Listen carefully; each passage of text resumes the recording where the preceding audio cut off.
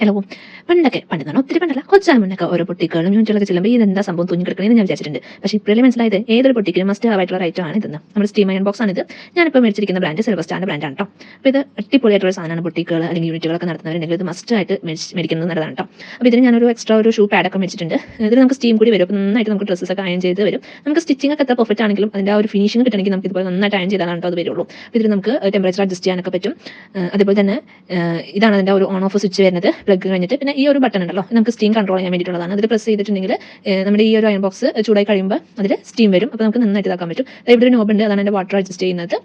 ഇതിൻ്റെ ഉള്ള കൂടുതൽ ഐറ്റംസ് എല്ലാം നമുക്ക് ഇതിൻ്റെ കൂടെ തന്നെ കിട്ടും. അവിടെ ഒരു ഹാങ് ചെയ്യാനുള്ളത് നമുക്ക് ഒരു മീറ്ററൊക്കെ നമ്മുടെ ടേബിളിനേക്കാൾ മുകളിലാണ് ഇത് ഹാങ് ചെയ്ത് വെക്കേണ്ടത്. ഇങ്ങനെ ഒരു പൈപ്പ് ഉണ്ടാവും, ആ പൈപ്പിൽ കൂടിയാണ് വെള്ളമൊക്കെ വരുന്നത്. പിന്നെ ഇതുപോലത്തെ ഒരു ക്ലിപ്പ് കിട്ടും സെപ്പറേറ്റ് ചെയ്യാൻ. പിന്നെ ഇതിൻ്റെ ഒരു സ്പ്രിങ് കാര്യങ്ങളൊക്കെ ഇത് അഡ്ജസ്റ്റ് ചെയ്യാനായിട്ടൊക്കെ ഉണ്ടാവും കേട്ടോ. ഇത് സെറ്റ് ചെയ്യാനൊക്കെ ഈസിയാണ്. നമുക്ക് ഇതിനോട് കുറച്ച് സ്പെയർ ആയിട്ടുള്ള ഐറ്റംസും ഒക്കെ ഉണ്ടാവും.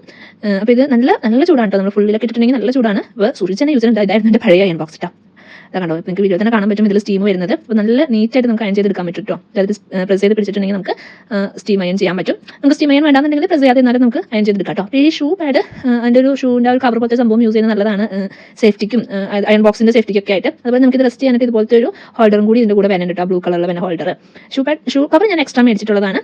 പിന്നെ നമുക്ക് ഓൺലൈനിൽ നമുക്ക് കിട്ടാവുന്നതിൽ വെച്ചിട്ട് ഈ ഒരു ബ്രാൻഡിൻ്റെ ഏറ്റവും ബെസ്റ്റ് പ്രൈസിലാണ് ഞാനിത് മേടിച്ചിട്ടുള്ളത്.